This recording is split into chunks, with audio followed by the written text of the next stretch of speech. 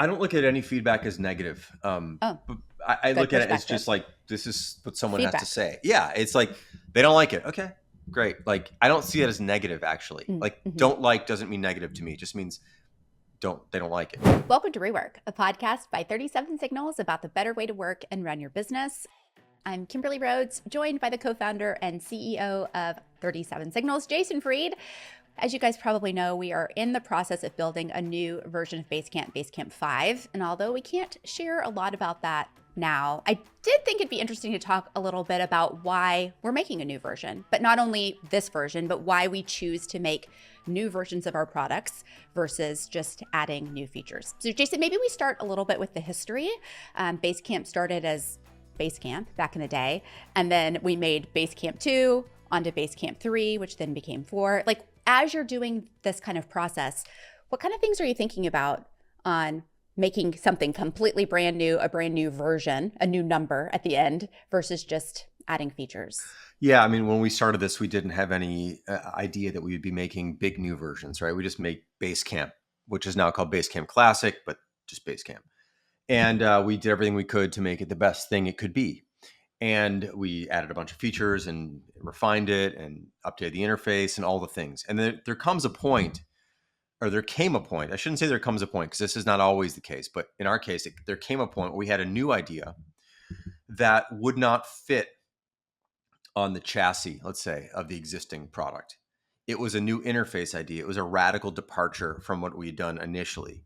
And when we come up with that, you can't really graft that kind of thing on to what we had, because it also came with new technology ideas, new structural ideas, infrastructure ideas on how to build some of this stuff. And I guess we could have technically grafted it on, but it would have been such a radical departure that it made sense for us to say, let's start from scratch here. So we're not, anyone who's like renovated an old house will maybe understand what I'm talking about. Like, it's actually easier to build a new house than Yeah. it is to renovate down to the studs an old house, because you've got all sorts of things that you got to deal with versus starting over from scratch. So it was like we'd done a bunch of renovations in the existing place, and like that was enough. And then we're going to decide to build a new house. Now, part of that was leaving the original house standing. So Basecamp Classic still stands today, and it's still used by thousands of customers today. So no one was forced to change from Classic to what became known as Basecamp 2. We've changed our mind on that over the years with future versions, which we can get into. But we built a new version, and it just felt like the right thing to do. It's similar to the way car manufacturers do things. They might have a model, Porsche 911. It's been around since 1963. But they have the original one, which is called the I think it's called the F body. Then after that came the G body. After that came the 99 or 964, then the 96, or then the 993, then the 997. They have these generations. It's still the 911, so it's still Right. Basecamp, but they have these different generations, because at some point you just can't bolt on what you want to do anymore to the old generation. It's time for something new. So that's how we approach it as well. Okay, let's go back. Let's kind of like put this in terms of a time frame. Yeah. When did Basecamp, the original Basecamp, come out? And then I'm asking, it's kind of a quiz. I don't know if you'll actually remember these dates, but I'm so Basecamp bad with come out dates, to but Basecamp 2. yeah. Like, I'm just thinking, how long in the process was it before the discussion kind of started of like, maybe it's time to build a new house? Yeah. So I am going to probably get the dates wrong. I remember it's either 2008 or 2012 when we did Basecamp 2. I think it might have been 2012. We did I think Basecamp it's 2. 2012. It's definitely 2012. 2012. Yes. Did 2012 we did Basecamp 2. So that had been about 7 years. Basecamp came out. Basecamp came out in 2004, February 5th, I think it was 2004. So actually, it's more like 8 years. But it really didn't really get rolling until we knew we had something about a year and a half later. So anyway, 2012, we did Basecamp 2. And then I don't remember how long that was out. And then we did Basecamp 3. And then from 3 we went to 4. And now 4 we're going to 5. Now, the difference is that from Classic, from original to 2, brand new version at 2. From 2 to 3, brand new version for 3. Meaning from scratch, brand new. Nobody had to switch over from 2 to 3 unless they wanted to. And consequently, that means we're still supporting all of these different That's right. versions. We still run classic, we run 2, and we run 3. But 3 became 4. So we didn't do a new version for 4. We morphed 3 into 4. So now we're running, just to go through running classic, 2, and 4. And 5 is going to also be a morph from 4 to 5. So we'll be running classic, 2, and 5 essentially. So if you were on Basecamp 3, you're now on Basecamp 4. If you're on Basecamp 4, you'll now be on Basecamp 5. And so part of the challenge with that is we want to make sure that these new versions are substantial enough that they feel like a new version. They're familiar enough because because we are morphing them, so you will get them. There's not a choice of whether or not you want it or not. It's a transition to a new version. Um, Between classic and 2, we could be a lot more radical because we could say you could stay where you are. If you don't like this new thing, you stay where you are. We're not saying that anymore for now. For 3, 4, and 5 are all a transitional upgrade, basically. So it has to be familiar enough, but still fresh and new enough to be new and to do new things. And so this is always a delicate balance of how do you inject enough new, enough better, enough fresh utility, but not upset the apple cart or whatever the thing is, or pull the rug out from whatever metaphor you Yeah. want to use, whatever analogy. Um, so people don't totally freak out. Some people will, because some people, whenever you change anything, they don't like it. Totally understand that. Fair. We're changing more than just a little few things. We're changing a lot of things, but we're also keeping it familiar enough that it feels like, oh, okay, this is a new coat of paint. But the furniture is not that moved around. I still recognize this room. I know how this room works. I know how this house is set up. But I have to learn this new thing, and I have to learn this new thing. And we expanded the kitchen a bit, so now the powder room that was over here is over here, and things have moved around a bit. So this is moving things around, but still feeling familiar enough. That's the thread we're trying to pull here. Okay, so what's interesting about not making a completely new model, if you will, like morphing from one version to another, I would think there's also some financial implications to that. Meaning, when you spin up a new version, like you have to opt in, you're also opting into a new price point. Right. As it is now, you're not. You just stay on the same thing. So is that part of your decision-making process as well, or does that not really factor into it? What we found is that, or what we think we found, is that as long as we don't, I mean, look, if we have a radical new idea that's really, really different that would not fit on the existing chassis, we will start over. Maybe Basecamp 6 is from ground up. I don't know. We're not thinking about that right now. We're just working on 5, right? So in some cases, like that'll dictate business model changes and other things. It is just easier to transition where people don't have to think about an economic decision. They just go, do I still like this? Do I want this? Do I like the new things? Do I like most of the new things? Am I going to be able to get used to the new things? All the things. Yeah, great. Okay. That's all they have to think about. Pricing model doesn't change on them. They get to keep their existing price, the whole thing. Now, we could also introduce a new pricing model for new customers. That's always an option, but that's also an option for an existing product. So it doesn't really mean that a new version requires a new business model, but it is a smoother situation. And there's also no migrations that have to happen. Sometimes, between versions, we've always allowed people to move between, like you could move from 2 to 3 or classic to 2 or whatever. And, features weren't in parity. So data didn't really transfer in the smoothest way because some things weren't the same and other things were new. And so it was kind of a messy process. It worked, but it was kind of a messy process. And so we're just finding that it's way more valuable for us at the current time just to deliver a whole bunch of new features where no one has to make any other major decisions. And we dabbled with the pricing model over the years, even within versions. So we had no free version, then we had free version, then we had longer trials and shorter trials. We've tried a bunch of different things. What we try not to do, though, is change things for the most part on existing customers. You're not locked in for life at a certain price point, but we really try to respect the fact that you came in at this price and that's where we're going to keep you for the most part. There are situations where there's a long-term transition to a new price point, but for the most part, we keep everyone where they are. And if we're going to play with new prices, it'll be on new customers. They won't feel like anything's changed because they're coming from scratch. So it's new for them. Right. Yep. Okay, so you mentioned knowing that maybe some people won't like the changes. Sure. Talk me through that, because I'm sure anytime you're making a new version, there's that risk.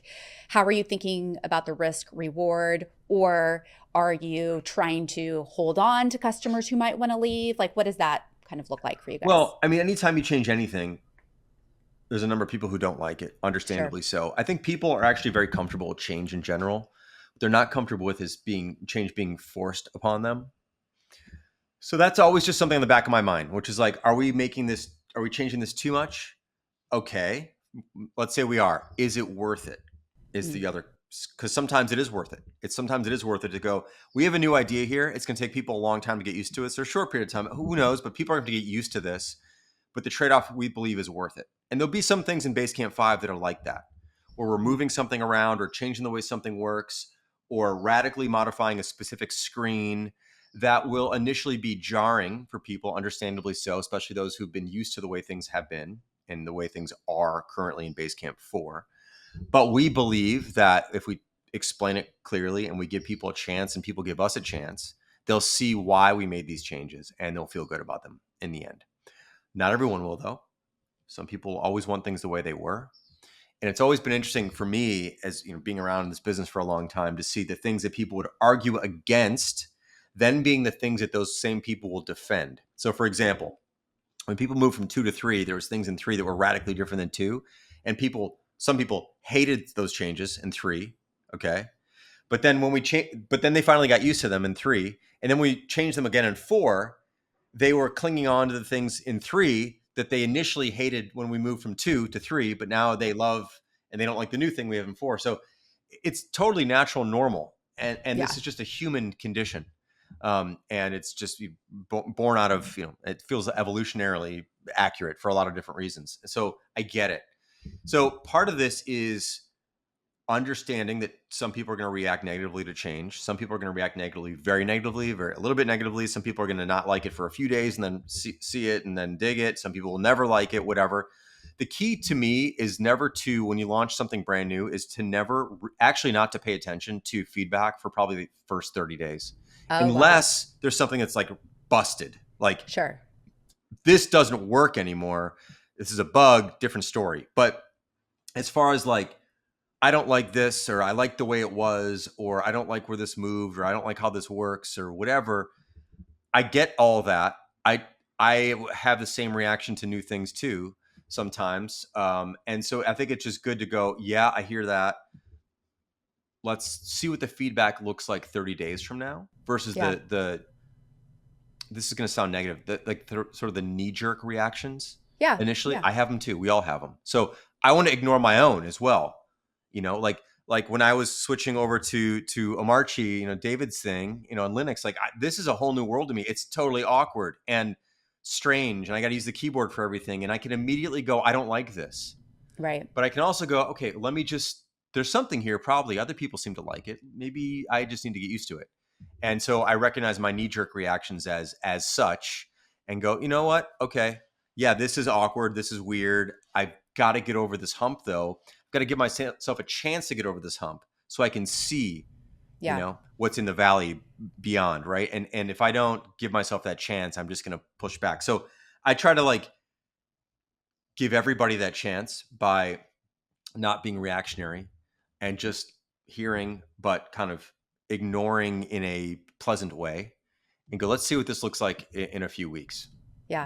Yeah. I mean, as a previous customer who was on Classic and moved to 2 and moved to 3, like Yeah. I get it Yeah. because there Yeah. were times where I'm like, this is just hard. It becomes hard for a short period of time until you figure it out. Yeah. And hopefully that period of time is very short. Yeah. And I also recognize that everybody's in the middle of things. So, Right. like you're in the middle of a project, you're delivering a wedding for someone, and like, 8 days before the wedding, all of a sudden the interface is totally different. And you're like, oh my God, like this is Right. crunch time, It's the worst thing ever. The right? worst timing. The worst timing. It's always going to be the worst timing for somebody and for many people when you have a customer base as broad and large as we do. So I just recognize that that's the case. What we try to do with new releases is give people a really nice heads up. That said, it's never the same as things changing on you. But I mean, I will do probably some extensive video previews. I'll walk through some features. Maybe you'll make some stuff ahead of time, whatever it is. And this is what's coming. This is what's coming soon. Here's what we've done. Here's why we've done what we've done. Here's some great advantages to what we've done, and why we did it. And this is the idea behind it. And this is how you can adjust to it. And so we want to give people all those heads up, but understanding still that not everyone's going to watch those. Not everyone's paying attention to that. Everyone has their own life and their own things they're paying attention to. And at some point, someone's going to be in the middle of something and something's going to change on them. And I can't prevent that from happening unless we have a brand new version from the ground up, which introduces its own set of challenges.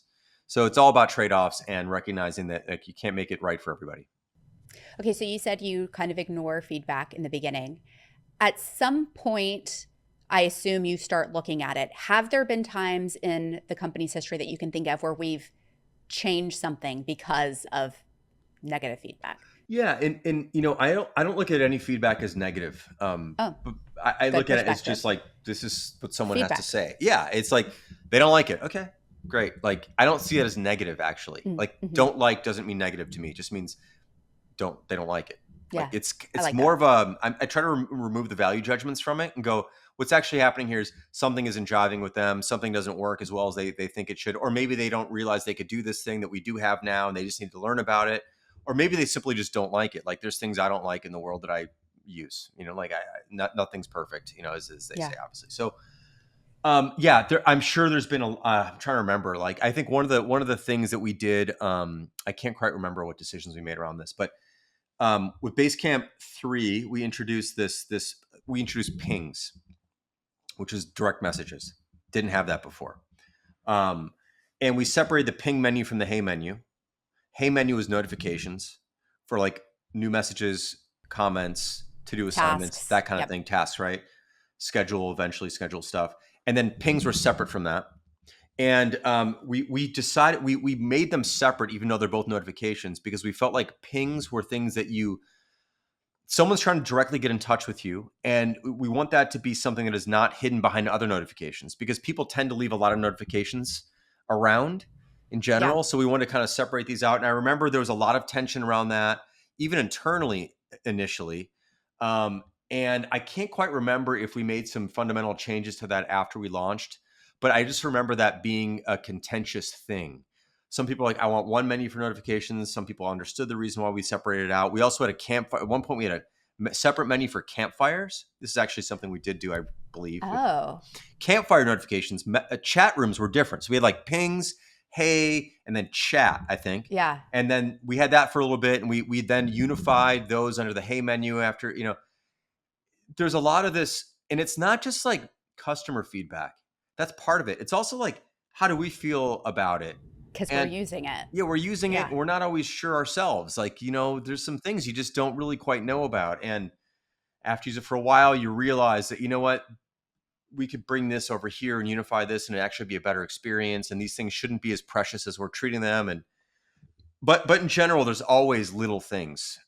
We've changed like the notifications block at the bottom of messages and documents many, many times based on not like specific, not like I hate this, because it's no one hates a notifications block. It's more like Right. I don't. It's hard for me to sub-select just a few people, not everybody. Um, and then we eventually introduced groups. And we had to rework that because the way we did that wasn't quite working right. So it's just a continuum of things, and products are living, breathing animals or entities or whatever you want to call them, really. And so I just, some stuff just sort of piles up in the back of your head and then pushes forward, and you're like, it's time now. Some stuff you get annoyed with. Um, but yeah, I don't recall like a groundswell of negative feedback for something initially and then us changing it radically fast. I think we may have done that in the past, and I realized that was not a good idea. So that's why we kind of wait on this stuff. Yeah. Nice. Yeah. Okay, and then tell me when we have a new version of a product like we're building now, Yep. feedback is coming in. Yep. You might not be looking at it. It's coming into support. At what point are you looking at I mean, I'm just getting it somehow. Like I'm not looking at all the email tickets, right? But it? People find you. it just finds me. Like people email me. First of all, my email address is all over the product. Mhm. It's public, so people send me notes. People write stuff up on LinkedIn. People write stuff up on X. Yeah. Um, When you and post then videos, people are going to comment. videos, we put videos up. People comment. Customer service has a really wonderful job categorizing things, and sometimes Chase, who runs customer service, will get in touch with me about some stuff, or I'll look through some things. I also they log a bunch of like really well written complaints that are detailed, like in a project. I'll see those come through in the latest activity stream in Basecamp. I'll check those out. So like you're not insulated from it if you're paying attention. Yeah. I don't have to go out and seek it. It really just does bubble up in a variety of different ways in a variety of different places. Um, and our own and other folks who work here will bubble stuff up because they'll hear it from somebody. So like it's just around. And it's kind of nice to take the temperature that way, actually, as sort of a broad spectrum of feedback versus just looking at tickets. Because the people who write in tickets are people who directly express a frustration, praise, whatever it is, through official channels. But there's a lot of people who don't do that, and they share it elsewhere, and it's just as meaningful. Mm. So I'm just trying to pay attention broadly and not just go like digging into one type of source. Yeah. But it's always obvious. Like you just hear about it. Brian, who runs like product strategy here, kind of oversees the products in a lot big way. He talks to customers more frequently than I do. He's in touch with Chase more frequently than I am. He's paying attention at a different level. So there's a bunch of different people paying attention at different levels, and it all filters up to who needs to hear it. And much of the feedback is right. It's like, yeah, this thing is a little clunky or should be better, or yeah, we should put a notification on that, or we're not doing it here, or this should have a preview when it doesn't. Like there's great ideas that come from all this stuff. I just don't want to react in the first 30-ish days Mhm. because it tends to be pressure based feedback versus like once you get used to things and things settle in, that tends to be to me more accurate feedback of the state of the system Yeah. than the pressure that's applied on a change. Okay, last question Yep. before we wrap it up. Yep. And you don't have to tell me something specific because I know we're not sharing everything. But in general, like what are you most excited about with this new version? Yeah, so with Basecamp 5, one of the things we're trying to aim for is a more as I'm calling it, like a direct experience. I can share some stuff. Like, for example, in Basecamp 4, if you want to see your assignments, you have to go to the home page and scroll down to the bottom. They're down there. Or you go to a menu called My Stuff, then you Right. select assignments, then it's there. So there's like, A couple clicks, yeah, it feels like it's at arm's length. It's not like not readily surfaced to you. it's not like right next to you. So in 5, there's this way to basically have your assignments always right there, or have your upcoming events always right there. So like when you need them, they're right there. It's almost like you have 4 arms instead of 2. It's just like, oh, I can work and I can also see.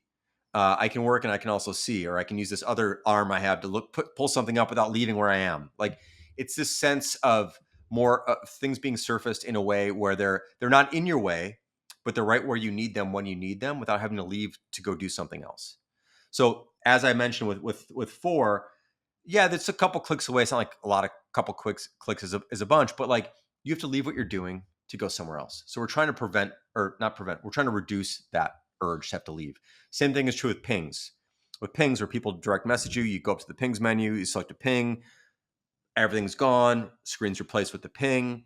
You say, cool, great. Now you got to go back to where you were. Screen changes again. So in 5, pings are like in a sidebar basically that you can open up and have conversations with people while you're working on something else. So you don't have to leave what you're doing. So you have that alongside. So this idea of like having things alongside, and you can like check in on those things without leaving your place. So that's one thing. The other thing is we're trying to really highlight activity and progress more.